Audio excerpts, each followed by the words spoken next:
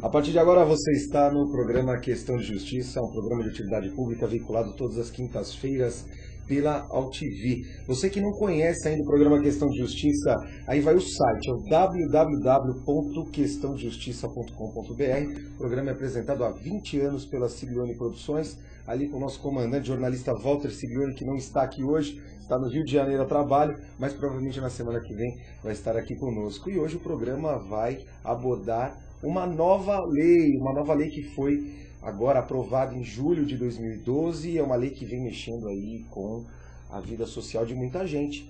Você telespectador, já participou, já trabalhou em alguma cooperativa de trabalho? E é isso.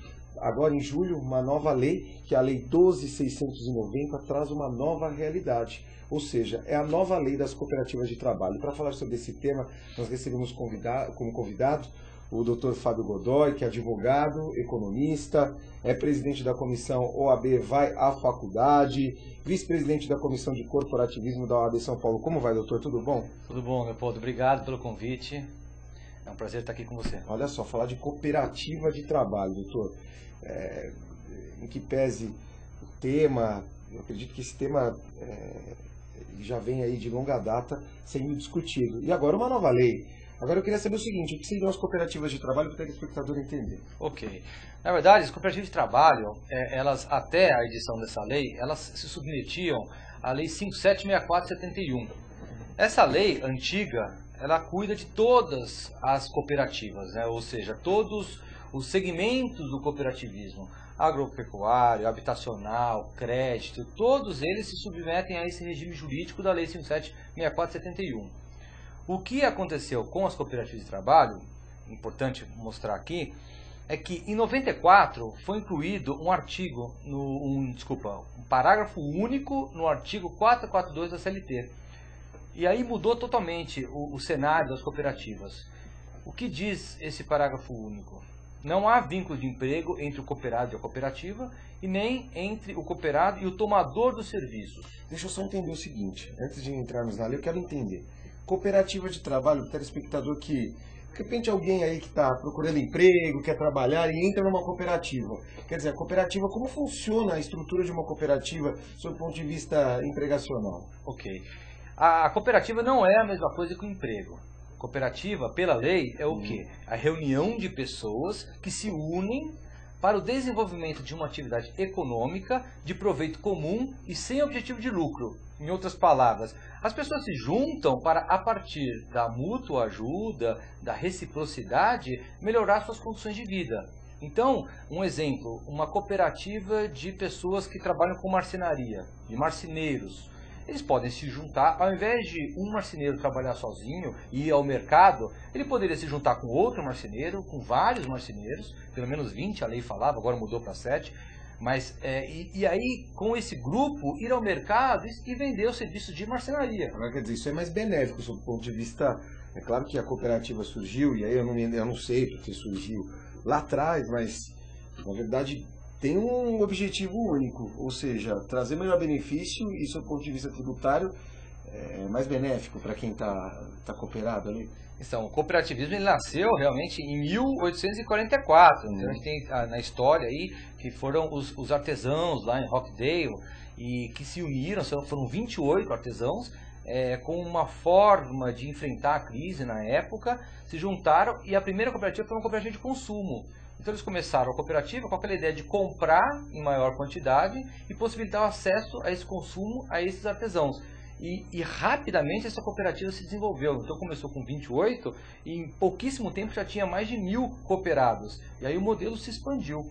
Então a ideia é, através do associativismo, obter a geração de renda e trabalho, mas com nenhuma semelhança com o vínculo de emprego. Quer dizer, fantástico. Aí veio uma nova lei. Aí veio uma nova lei. E a nova lei passa a regulamentar de forma diversa. Agora falando de nova lei. Então, a nova lei, o que acontece? Como eu disse, foi mal utilizado, o Instituto do Cooperativismo foi mal utilizado por alguns empresários. Isso é que, na verdade, acabou praticamente extinguindo as cooperativas de trabalho no Brasil, que agora a gente presume que haverá um novo, um renascimento dessas cooperativas. Por quê?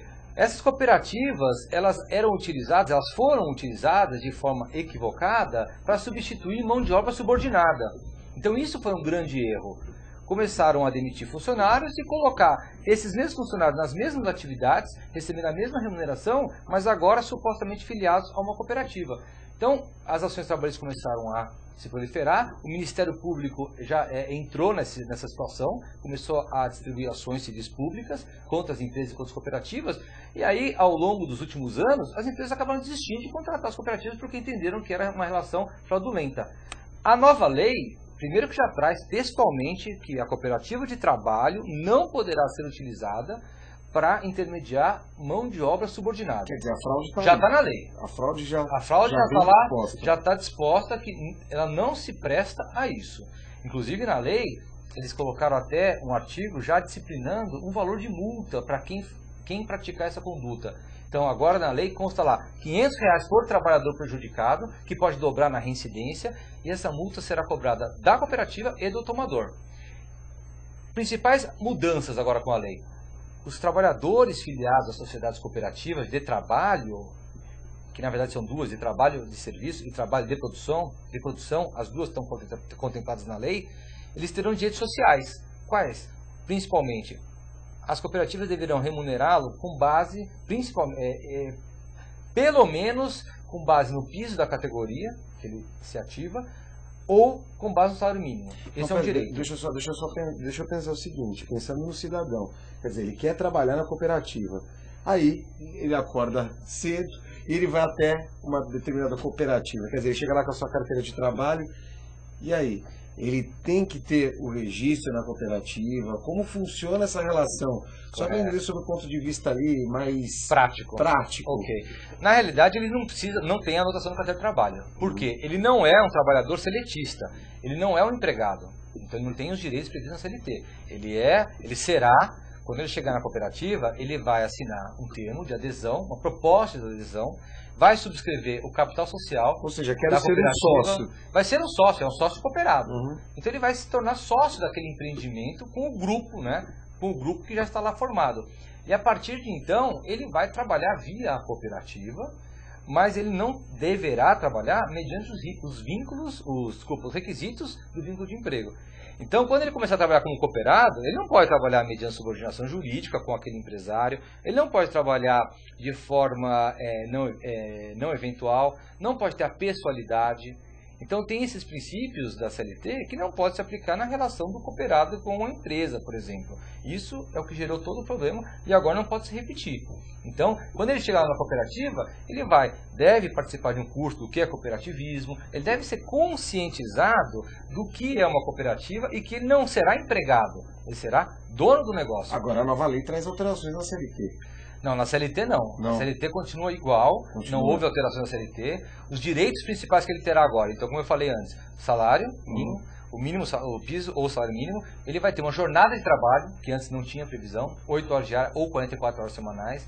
Ele vai ter o direito a um repouso semanal remunerado. E quando esses termos são usados, parece dá aquela impressão que é da CLT, mas não é. E por isso a crítica tem vindo também, alguns juristas estão criticando, não sem motivo, porque é uma sociedade de pessoas, né? Até no Código Civil e a própria lei, é uma sociedade de pessoas.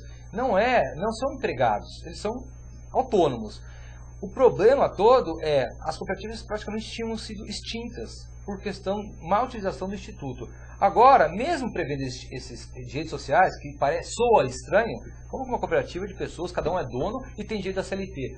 Mas foi um mix, né, foi um acordo aí que foi gerado pelo legislador para talvez utilizar um instituto, mas também conceder direitos ao trabalhador. E eu acho que agora essa combinação talvez funcione de uma forma diferente. Eu quero voltar falando da lei, mas eu queria antes exibir um vídeo que fala sobre as cooperativas, enfim. Legal. E acredito que é um vídeo aí que está disponível na nossa rede de internet, e é um vídeo não muito novo. Deixa eu dar uma olhada aqui que fala esse vídeo. No mundo inteiro, a Organização Internacional do Trabalho fala em 1 bilhão de desempregados ou subempregados no mundo. E eu não tenho nenhuma dúvida de que as cooperativas de trabalho são uma solução fantástica para o problema do desemprego estrutural. Uma solução maravilhosa e que vai na direção da modernização, inclusive com aspectos ligados à terceirização de serviços, por exemplo. Então, eu não tenho dúvida de que é uma grande saída. Para discutir essas polêmicas que estão surgindo em relação a esse assunto e essa grande saída, eu pedi que viesse aqui conosco conversar hoje, no painel rural, o Walter Tesch. O Walter é coordenador da Federação das Cooperativas de Trabalho para São Paulo e representa na OCESP esse ramo do cooperativismo paulista. Walter é formado em Ciências Sociais no Peru e desenvolveu suas teses lá como estudante, como mestrando, inclusive, na área de cooperativismo, organização de trabalhadores, autogestão e cooperativismo. Depois, na Venezuela, durante 5 anos, ele trabalhou na Confederação de Trabalhadores da América Latina. Veio para o Brasil e, desde final dos anos 80, está trabalhando com cooperativismo nessa cidade. Walter, muito obrigado por ter vindo conversar conosco aqui no painel rural. Eu vou começar te provocando um pouquinho. Por que coordenador da Federação de Cooperativas de Trabalho e não presidente? Qual é a diferença? Bom, primeiro gostaria de agradecer a oportunidade, cumprimentar os seus telespectadores e dizer que estou honrado por ser inquirido pelo presidente da Aliança Cooperativa Internacional. A entrevista corre. Agora eu quero saber o seguinte, presidente da Aliança de Cooperativa Internacional, Transnacional, enfim. Quero saber o seguinte, quer dizer, essa lei, ela vem ou não para beneficiar o trabalhador? Ela vem para beneficiar, ela vem para regular o segmento de cooperativa de trabalho e, consequentemente, melhorar as condições do trabalhador. Se ela for utilizada corretamente, ou seja, se ela não for, se não houver um desvio na sua finalidade, como infelizmente aconteceu antes, ela vai beneficiar. Aliás, aquele artigo que eu falei no começo, do 442, ele foi inserido para beneficiar os trabalhadores na época, os sem terra. Por quê? Porque no mercado, na área rural, eles começaram a prestar serviços sem terra para fazendeiros e tal, e depois eles começaram a entrar com ações trabalhistas. E aí, depois das ações trabalhistas, muitos fazendeiros pararam de contratar e acabou gerando um êxodo rural. Para coibir isso, foi inserido um artigo, olha, ele não é empregado. Então, teoricamente, os fazendeiros começaram a contratar com mais segurança. Isso foi teoria. Na realidade, alguns empresários pegaram esse texto, não há vínculo de emprego, e proliferaram no ambiente urbano. E aí a fraude. Agora, com a nova lei, realmente aqueles que têm um espírito empreendedor, eles devem sim começar a constituir cooperativas, até porque agora só 7 pessoas, antes eram 20, agora 7 pessoas podem constituir uma cooperativa de trabalho. Entendo que elas devem sim trabalhar em conjunto e podem gozar muitos benefícios disso. Agora, o modelo é diferente. Entendo que aquela pessoa que não quer assumir risco nenhum da atividade econômica deve trabalhar como empregado. Agora, se a pessoa tem um espírito empreendedor, o cooperativismo está aí para ajudar não só a melhorar as condições sociais, como econômicas dessas pessoas. Olha só, na entrevista, o jornalista, entrevista de uma co-irmã, uma emissora co-irmã, o jornalista menciona todo o currículo, o vasto currículo do entrevistado, e dentre eles que ele é presidente. Eu quero saber o seguinte, quer dizer, na cooperativa todos são donos, e tem um presidente, é isso? Então, a cooperativa todos são donos, esse é o primeiro ponto. A autogestão. A lei do cooperativismo exige que tenha pelo menos uma diretoria ou conselho de administração e um conselho fiscal. Isso está na lei. Então, existe uma diretoria e um conselho fiscal. O conselho fiscal ele é chamado os olhos e os ouvidos dos cooperados. Então, é um instituto, um órgão social que está lá para fiscalizar, como o nome já diz, as atitudes da diretoria. Então, o presidente, o vice-presidente, o tesoureiro, o secretário, enfim, a composição da diretoria, ela deve ser fiscalizada de perto pelos cooperados através do Conselho Fiscal, que é eleito anualmente. Então, anualmente, a lei diz, deve ser feita a eleição de membros do Conselho Fiscal. É importante isso, porque é uma renovação dos fiscais das atividades da cooperativa. Olha só, claro que eu não quero entrar nesse tema, porque eu acredito que o tema é bem específico, mas pensando em cooperativa, eu me lembro que um dia eu fui naquele setor da prefeitura, que tem aquele setor de reciclagem, onde o cidadão pode ir ali depositar o seu material reciclado, madeira, tudo isso. Eu não me lembro agora o termo que a prefeitura usa, mas sempre em algum bairro existe esse local. E eu fui até lá, era uma cooperativa, e dentro desse local, nessa cooperativa todos trabalhavam, aquelas esteiras correndo, e alguns locais, alguns dormitórios onde esses moradores dormiam. Não sei que tipo de relação que existe, é claro que aí existe uma relação com a prefeitura e com o próprio estado, mas eu queria entender o seguinte, o cooperado, ele, por exemplo, ele pode dormir no local, ele pode ficar ali, ele pode existir essa relação, eu quero saber o seguinte, do ponto de vista daquele que vai trabalhar na cooperativa, existe algum requisito especial? E até vou mais além, e o piso? Porque é o seguinte, muitas vezes o cooperado ele está trabalhando lá, ele pode ganhar menos do que ele deveria ou não. Tudo bem que não obedece a CLT, mas eu quero saber o seguinte, relação de salário ali para ele, direitos para esse que vai trabalhar, né, como contraprestação de serviço prestado. Como é que funciona? Então, na verdade, a lei fala do piso, ou piso da categoria ou salário mínimo, e também pode ser, isso pode ser dividido através das horas que ele trabalha. Então, não é que uma pessoa deverá receber obrigatoriamente o piso em um determinado mês. Se ele trabalha só 3 horas por dia, 2 horas por dia, de forma eventual, ele vai receber proporcionalmente. Agora, essas cooperativas, por exemplo, também de reciclagem, dos trabalhadores, toda cooperativa tem um aspecto social, e o cooperativo de trabalho também tem. Então, imagino que há aí um acordo do governo, prefeitura, muitas vezes pode haver um comodato, uma cessão de um espaço para que a cooperativa desenvolva as suas atividades, até porque o artigo 7º da lei, 5764, já fala, a cooperativa presta serviço para o cooperado. Então, essa é a finalidade da cooperativa. Ela deve prestar serviço para o cooperado. Ela deve agir como um manto protetor do cooperado e disponibilizar toda a estrutura para que ele, cooperado, desenvolva sua atividade e obtenha renda. A cooperativa, ela é importante para o desenvolvimento do país? Sem dúvida alguma. Nós temos vários ramos aí que se desenvolveram muito, né? O crédito hoje tem um desenvolvimento muito grande, sem falar, evidentemente, do setor de agricultura, que é fortíssimo no país, o agronegócio. Já houve tempos em que o cooperativismo habitacional foi grande, cresceu muito, de consumo. Agora, o trabalho passou por um crescimento muito grande e depois ele diminuiu, mingou, e agora imagino que com essa nova lei ele venha aí ter um renascimento, desde que não cometidos os erros que foram feitos no passado. Por exemplo, Cuba, nessa semana, agora em julho, a Assembleia de Cuba aprovou, e aí nessa segunda-feira, a extensão do cooperativismo não estatal a mais de 200 atividades, quer dizer, fomentando a existência de cooperativas dentro do país. Aqui já a ótica é bem diferente, o país ainda não está com tanto desenvolvimento dentro desse ramo, dessa perspectiva de criação de cooperativas a diversas atividades? Você vê, essa questão do governo estimular, até como contratante dos serviços de cooperativas de trabalho, é interessante. Em razão desse comportamento praticado ao longo dos últimos anos, houve até mesmo a assinatura de termos de ajustamento de conduta com o Ministério Público do Trabalho. Então o governo parou de contratar, e há recomendação, existe inclusive leis dispondo que em determinados segmentos não pode haver a contratação de cooperativa de trabalho. Há convenções coletivas de trabalho estipulando que as empresas não podem contratar via cooperativa de trabalho. Na lei atual, consta um dispositivo nesse sentido. Fica vedada a proibição da participação de cooperativa de trabalho em procedimentos licitatórios.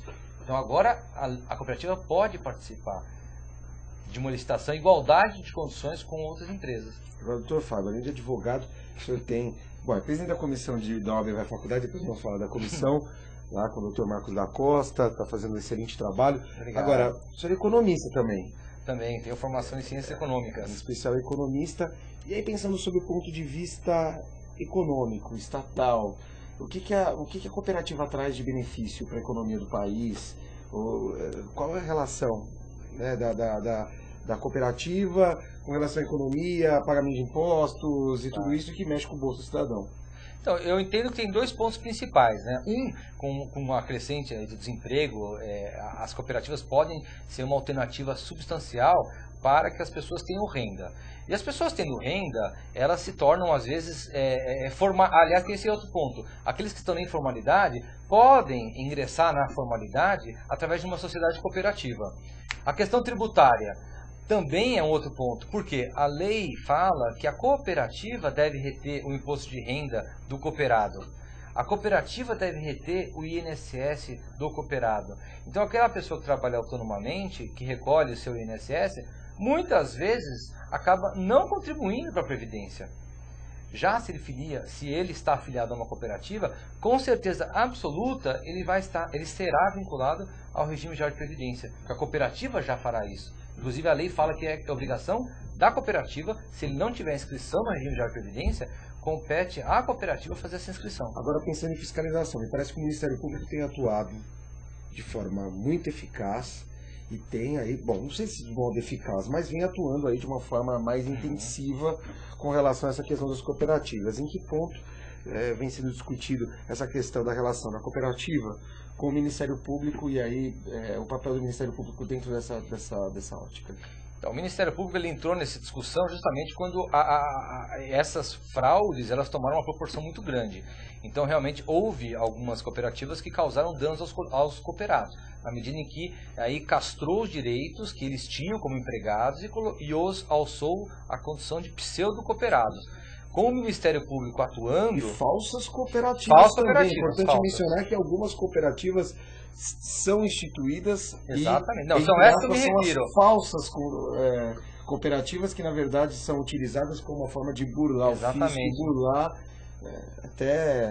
Tudo. E aí prejudicando o trabalhador. E, na verdade, prejudicando o mercado. Por quê? Porque também existem cooperativas sérias. Existiam e acabaram sendo extintas também porque elas foram na onda das cooperativas fraudulentas. Então, como o cooperativismo cresceu de uma forma assustadora através de um desvio da sua finalidade, as cooperativas boas, aqueles cooperados que realmente estavam se utilizando do instituto de forma correta, como forma de trabalhar honestamente, eles acabaram sendo prejudicados e foram colocados todos na mesma cesta pelo Poder Judiciário, pelo Ministério Público. Então, ficou realmente um sinônimo. Cooperativa de trabalho, até agora a edição dessa lei, acabou sendo um sinônimo de atividade marginal, irregular. Acaba criando um jargão. Por exemplo, eu vejo que no Rio de Janeiro, o Sindicato dos Médicos ingressou com um pedido ao Ministério Público para que fizesse uma fiscalização com relação às cooperativas que estavam atuando ali, alugando mão de obra médica. A FAC Sindical fala sobre isso, tem um blog na internet que fala sobre essa questão. Agora, um absurdo, situação humilhante para quem vai trabalhar, é isso? Quer dizer, contrata a situação desumana. Sem dúvida alguma, violando todos os princípios universais até do cooperativismo, né? Até a própria livre adesão, que é um princípio básico do cooperativismo. Ele deve ter a intenção de entrar na cooperativa espontaneamente e não ser obrigado, às vezes, como um empresário. Mas ele é laçado. É laçado, ele não tem. Então, o que acontece? Empresário, para você trabalhar comigo, você precisa aderir a uma cooperativa. Isso é errado, né? Esse é um modelo errado que não deve se repetir. Quer dizer, isso enriquece quem está por trás dessa cooperativa. Quer dizer, tem uma série de mão de obra barata. Houve situações erradas aí que prejudicaram muito o mercado do trabalho. Uma outra coisa, Leonardo, que eu queria comentar é que essa lei também traz um programa, que é o Pronacop. Pronacop. É um programa de fomento ligado ao Ministério... Está na internet esse programa, não? Está na lei. Está na lei 12.690. Então ele institui o Pronacop, que é um programa ligado ao Ministério do Trabalho e Emprego, que tem como objetivo desenvolver as atividades das cooperativas, implementar os recursos humanos, viabilizar linhas de crédito para que elas trabalhem, permitir o acesso à venda dos produtos, no caso das cooperativas de produção. Então o Pronacop agora é um canal, né? É um diálogo que existe entre as cooperativas de trabalho e o governo, que o Pronacop será gerido por um comitê gestor paritário, no qual haverá representantes tanto do governo como das entidades representativas do segmento do cooperativo de trabalho. E esse Pronacop acaba tendo relação com diversos órgãos, o CETESP... Sim. Enfim, o sistema de parceria que eles fazem... Também. Para que seja fomentada a utilização de maior número de cooperativas, é isso? A ideia é essa. A ideia é que o Pronacop, inclusive através do seu órgão, comitê gestor, que tem como finalidade, inclusive, verificar a implementação das finalidades do Pronacop, imagino que isso realmente vai sair do plano abstrato e vai ser concretizado. Agora, doutor, o senhor preside a comissão que chama-se OAB para a faculdade. Eu acho essa comissão muito importante, eu vou dizer por quê, porque ela mexe com aquele aluno que ainda está nos bancos da universidade. Eu acredito que as universidades hoje têm essa perspectiva do quê? De aproximar a OAB, de trazer a OAB bem próximo, para mostrar para o aluno que simplesmente não é, né? Na verdade, aquela perspectiva, não só aquela perspectiva que está ali dentro dos muros da universidade, mas trazer uma perspectiva maior para o aluno, a perspectiva que está além dos muros da universidade. Exatamente. E aí, dentro dessa perspectiva, eu queria perguntar para o senhor o seguinte, com relação a essa questão das cooperativas, essas cooperativas, e levando em consideração alunos, universitários e futuros profissionais de direito, essas cooperativas não seriam uma nova ferramenta, um novo ramo de trabalho para quem está começando, quer dizer, nem tão concorrido assim, ou não seria uma nova área do direito aí surgindo e importante para quem está começando? Sem dúvida alguma. Tanto é que assim, a comissão, a OAB vai à faculdade, falando um pouco agora dessa outra comissão, ela tem como os principais pilares da nossa comissão são ética, prerrogativas dos advogados e o exame de ordem. Então nós temos como função aglutinar esses 3 temas e levar às faculdades, ao conhecimento dos estudantes. Aliás, eles fizeram uma palestra lá, acho que foi em Itaquera, não foi? Que a comissão participou no ano passado. Fizemos algumas palestras. Doutor Eudécio. E eu assisti uma palestra de vocês, se eu não me engano, alguns meses atrás. Fantástico. Sabe o que eu achei muito interessante? Que os próprios membros ali da comissão acabam desenvolvendo esse trabalho ali para os alunos. Muito bom, hein? Muito bom, muito bom. Uma bela equipe, muito legal. Então, e além desses 3 temas principais, né, os pilares, a gente está levando às faculdades vários outros temas pujantes, atuais. Então a gente está, por exemplo, o Coriolano, lá presidente da comissão do direito digital, direito eletrônico e crimes de alta tecnologia, está com um trabalho excelente junto à nossa comissão também, e tem vários membros da comissão dele que estão indo às faculdades conosco e fazendo exposições sobre direito digital, direito eletrônico, como funciona, crimes cibernéticos. Uma coisa que é interessante, motiva os alunos, não está na grade curricular da maioria das faculdades. Não está. Então, outro segmento, por exemplo, é direito eleitoral e agora cooperativo. Então, a nossa vontade é realmente levar o direito cooperativo para as faculdades através dessas palestras, através da comissão OAB da faculdade, e mostrar que o cooperativismo, em especial o cooperativismo de trabalho, é um campo riquíssimo para os advogados. Por quê?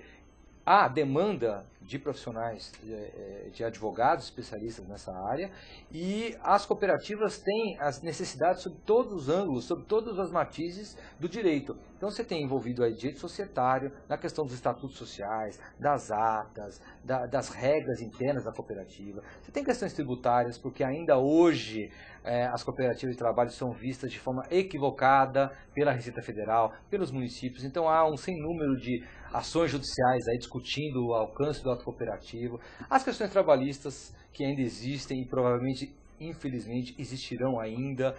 Então, questões civis. Então, existe um mercado fantástico que deve ser levado ao conhecimento do estudante, que às vezes sai da faculdade, como todo mundo até hoje saiu, e ninguém conhece o que é direito cooperativo. Sabe a importância das comissões, como todas, comissões da ordem, aliás, esses membros, e aqui está conosco o nosso presidente da comissão da faculdade, que não recebem nenhum vintém. Seriam ali advogados ali que têm o ideal de trabalhar em prol da sua instituição e que não recebem nenhum valor a título do seu trabalho e fazem esse trabalho por amor à profissão. E todas as comissões são importantes. Agora, eu gostaria de destacar, não é porque o senhor está aqui não, mas eu acho que a comissão OAB da faculdade e Jovem Advogado são muito importantes. Por quê? Porque mexe com a base. Não é fácil mexer com a base, não é fácil mexer com esse aluno que tem essa ânsia, essa vontade de trabalhar, essa vontade de enfrentar o mercado de trabalho. E aí eu queria saber o seguinte, o que o senhor sente, até porque estão ali trabalhando com essa base, se assim poderia me referir à base ali dos estudantes e futuros profissionais, o que o senhor sente com relação a esses alunos que têm essa perspectiva e que têm esse amor pela profissão, esse sonho de ser um advogado, receber sua carteira. O que o senhor sente ali? Quer dizer, o aluno ele tem essa vontade, ele tem chance de enfrentar o mercado de trabalho, dá para ele confiar na advocacia? Eu quero saber o que o senhor sente desses alunos. Dá para confiar na advocacia, sem dúvida nenhuma. Um dos papéis que a gente desenvolve lá na comissão é justamente esse, é mostrar o que é a advocacia para o estudante. O estudante que está aí, hoje a maioria deles, pensa em concurso público. Então, eu sempre menciono, a magistratura, a procuradoria, a defensoria, o Ministério Público e a advocacia estão no mesmo patamar. São atividades diferentes, mas estão no mesmo patamar. O concurso público é uma alternativa interessante, mas a pessoa, eu entendo e tento colocar isso também nas palestras, para aquele aluno que tem a vocação. Vejo que existe um certo equívoco hoje de muitas pessoas buscarem o concurso público como uma forma de segurança, ou de status, estabilidade financeira. Então é um equívoco, porque não serão bons profissionais. Assim como aquele que procurar advocacia tendo uma vocação para concurso público, não será um bom advogado. Então a gente tenta colocar isso e mostrando que casos, cases aí de sucesso na advocacia, mostrando as áreas, né, pujantes, as áreas de desenvolvimento, novos mercados. Tem o Lippmann, o Ernesto Lippmann, um advogado, membro da comissão da OAB da faculdade, que também tem feito uma palestra interessante que fala sobre a relação do advogado com o cliente. E na sua palestra ele também trata de como começar a advocacia.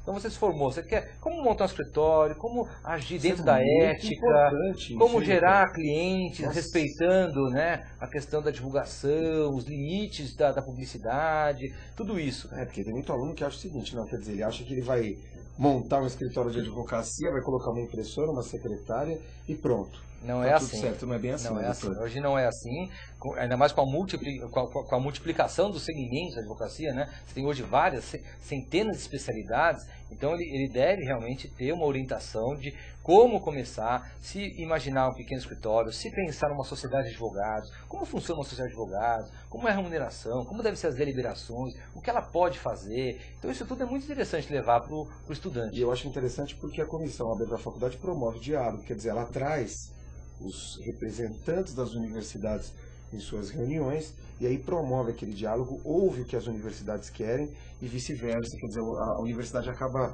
sabendo mais ou menos o que a instituição pensa e o que poderia implementar, quer dizer, isso desenvolve e amplia ainda mais o debate, o trabalho e o futuro da nossa profissão. Sem dúvida. Agora, sempre com o apoio do Marcos da Costa, como é que é? Ah, sim, o Marcos da Costa é um grande apoiador, né? Ele foi um dos que participou da inauguração dessa comissão, também via lá atrás a necessidade desse diálogo, como você falou, com as universidades. Ele percebeu, foi sensível a uma demanda das universidades, estreitar laços com a OAB.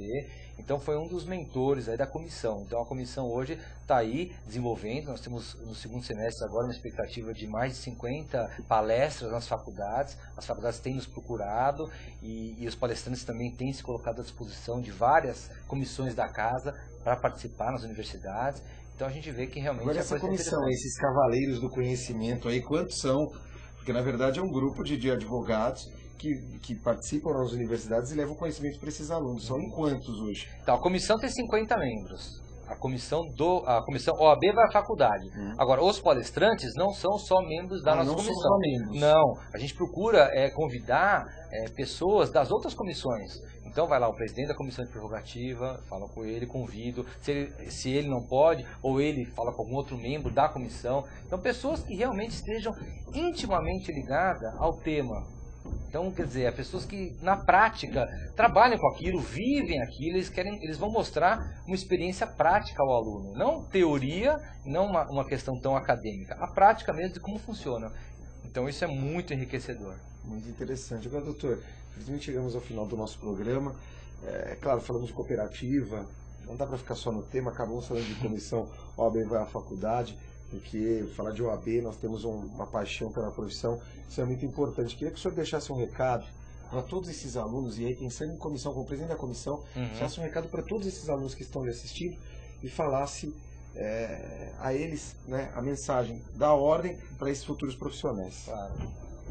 Então, a mensagem que eu deixo aqui para os alunos é, como eu mencionei antes, o objetivo da advocacia é constitucional, né? Quer dizer, nós temos uma previsão constitucional e a advocacia ela abre um leque de opções para o profissional incalculável. Então as pessoas precisam hoje ver que a advocacia é um meio, uma profissão que pode gerar muitos frutos. Não digo aqui econômicos, eu digo realmente sobre o aspecto da satisfação pessoal. Também econômicos, porque a questão econômica é uma consequência da dedicação de cada um. Mas eu entendo que as pessoas devem buscar verificar como funciona a advocacia, nas áreas que pretendem atuar, como está se desenvolvendo a advocacia nesse segmento e considerar a advocacia como um meio de sobrevivência mesmo e caminhar nessa trilha, que realmente os frutos virão com toda certeza. A OAB São Paulo, em 2012, falando dessa OAB que nós vivemos hoje, quer dizer, essa ideologia de ordem, quer dizer, ela apoia o jovem advogado? Sim, inclusive existe a comissão, né, como você mencionou muito bem, a comissão do jovem advogado, ela está lá trabalhando bastante, apoia o jovem advogado, ele será muito bem acolhido. Então eu também recomendo que aqueles que passarem, que se formarem, procurarem a ordem e comecem a participar da nossa comissão também. E falando de ensino jurídico, quer dizer, a OAB atual, ela apoia o ensino jurídico no país? Existe uma comissão do ensino jurídico, então, existe uma comissão do ensino jurídico que trata dessa relação MEC. Então, mais especificamente, quer dizer, a OAB atual, ela vai à faculdade? Ela vai à faculdade. A OAB atual está na faculdade, como mencionei, devemos aí realizar mais de 50 palestras no segundo semestre, imagino até mais, porque agora na próxima semana já começa aí a semana jurídica e já as faculdades retomam o seu ritmo, então imagino que esse número deve ultrapassar mais de 50 eventos no segundo semestre. Bom, é a OAB realmente estreitando o laço com as faculdades de Direito em todo o Estado. Doutor, leve um abraço, saudações ao nosso grande mestre, ao nosso presidente lá da OAB São Paulo, atual presidente Dr. Marcos da Costa, que realmente é um trabalhador, Claro. Trabalha mesmo em prol da classe, leve nossas saudações e já está convidado a retornar novamente e trazer todos aqueles membros para que venham aqui debater, porque aqui o canal ele visa o quê? Trazer o debate, a informação de forma ética e uma informação voltada ao profissional do direito e ao próprio cidadão. O convite está feito. Tá? Obrigado, Leopoldo. Até uma próxima, com certeza. Bom, e o programa Questão de Justiça vai ficando por aqui e nós voltamos na próxima semana, na próxima quinta-feira, sempre do meio-dia a 1. Até lá.